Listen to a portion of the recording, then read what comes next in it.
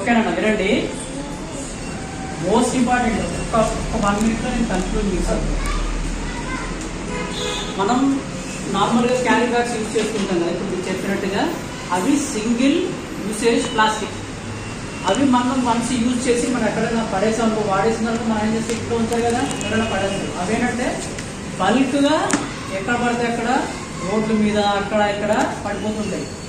ఒక్కసారి కనుక ఆ ప్లాస్టిక్ మనం భూమిలో వేస్తే అది కరగడానికి మినిమం 20 to 30 years టైం పడుతుంది అది డీకంపోజ్ అవడానికి.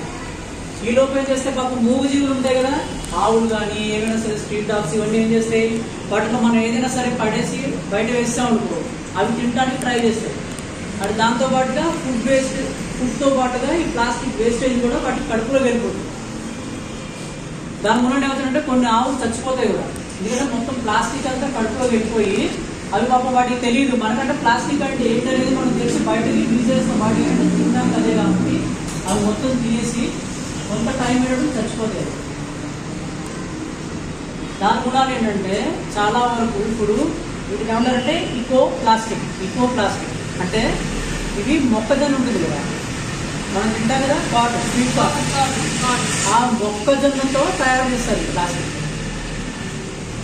ఇది మీరు ఒకసారి వాడిన తర్వాత మనం రీయూజబుల్ అంటే ఎన్నిసార్లు అయినా సరే మళ్ళీ దీన్ని కన్జ్యూమ్ చేసుకోవచ్చు. ఒకసారి నువ్వు దీంట్లో ఏదైనా కూరలు కానీ మనం ఏదైనా తెచ్చాము, 1 kg బ్యాగ్లో కూరలు తెచ్చామనుకో, మనం ప్రిజర్వేటివ్ చేస్తాం, అయిపోయిన తర్వాత మళ్ళీ ఈ కవర్ని పడేయక్కర్లా, మళ్ళీ యూజ్ చేసుకోవచ్చు. కానీ ఆ వెనకాల మళ్ళీ మనం యూజ్ చేసుకోవచ్చు దాని మూలాన.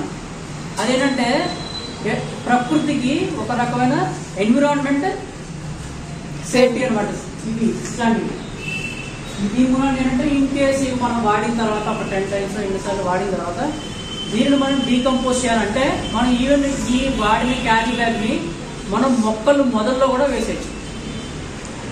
విదిన్ 6 months 180 daysలో ఈ కవరు భూమిలో కలిసిపోతుంది. ఇదేంటంటే మొక్కలకి చాలా మంచిది. ఇందాక మనం చెప్పిన ప్లాస్టిక్ ఏదైతే ఉందో అది ఎన్విరాన్మెంట్కి చాలా డేంజర్. ఈ క్యారీ బ్యాగ్స్ ఏవైతే ఉన్నాయో ఈకో ఫ్రెండ్లీ క్యారీ బ్యాగ్స్ ఇవి చాలా మంచిది. ఓకేనా? నెక్స్ట్ టాపిక్ ఇదే మళ్ళీ say no to plastic. Say no